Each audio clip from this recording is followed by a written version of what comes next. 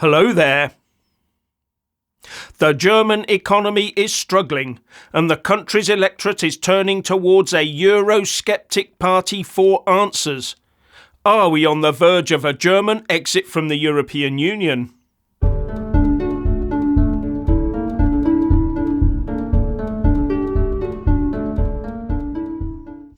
A right-of-centre party is on the rise in Germany, and you can smell the panic of the establishment from here. The Alternative for Deutschland, the AfD, is now rising in the polls and currently stands at about 23%, depending on which poll you see. And that puts the party firmly in second place, behind the CDU, which is on 32%, but above the SPD in third place, which is Chancellor Scholz's party, which can only boast 13%. And the Times points out that the AfD now has formidable leads in 3 East German states, where elections are to be held later this year. And inevitably, the establishment is going after the AfD. Although it does appear that the AfD has been under surveillance by the German domestic security outfit, the BFV, on and off since at least 2019. And that surveillance has probably been more on than off. And the BFV doesn't seem to have found enough on the AfD so far to enable the government to ban the AfD, which is what they now seem intent on doing. In fact, the left is gagging to get them proscribed.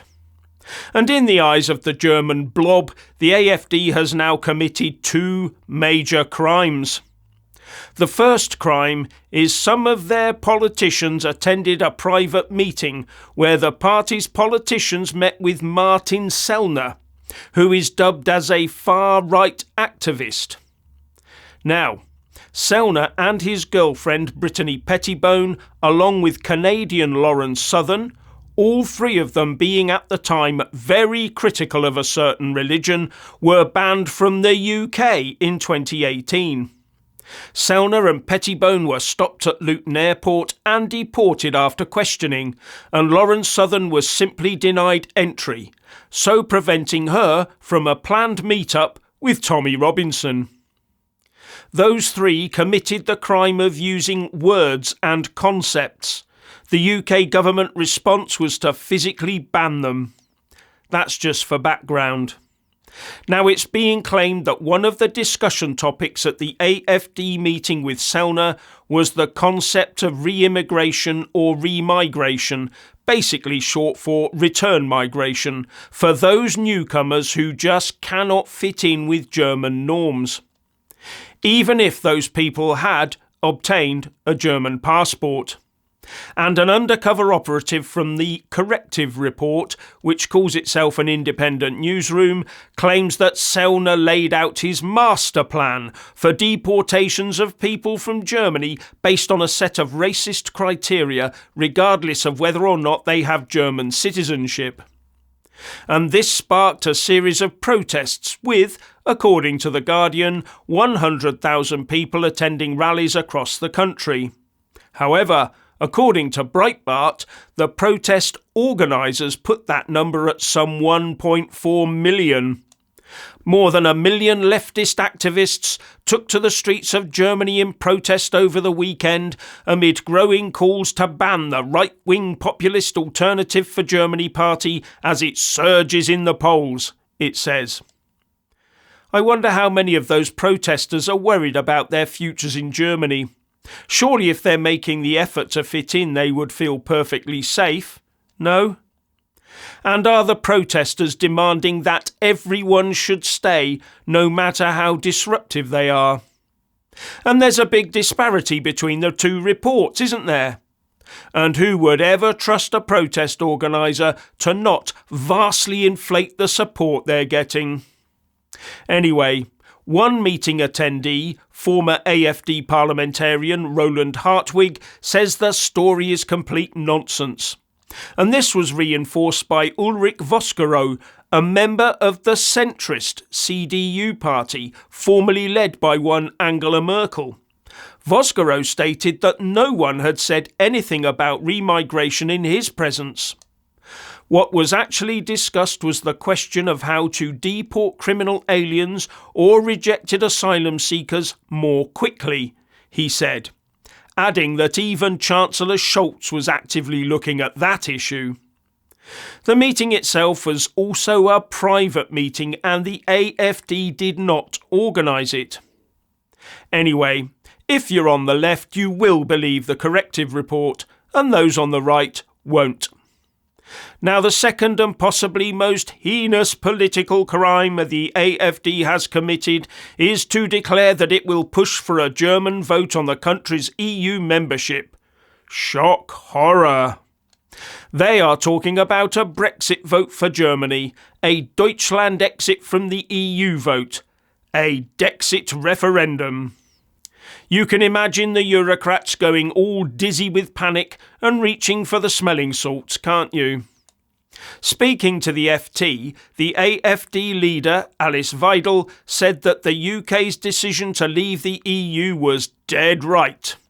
And she talked about the EU's democratic deficit and its unelected executive, referring, of course, to the appointed commissioners that make up the EU Commission, all of whom have to make a formal oath that they will, henceforth, always put the interests of the EU above their own member state interests.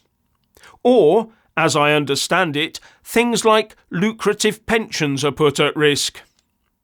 Now, at the moment, the consensus amongst the pundits is that there's little chance of such a vote taking place in Germany. And if it was, then something like 90% of the voters would vote Remain. But the AfD, an openly euro-sceptic party, is starting to make serious gains. Maybe a growing number of Germans are looking at their increasingly drab economic performance and the growing power of Brussels and are starting to ask themselves questions. Now, the AfD leader said she wanted to see the powers of Brussels curbed. You know, reforming the EU.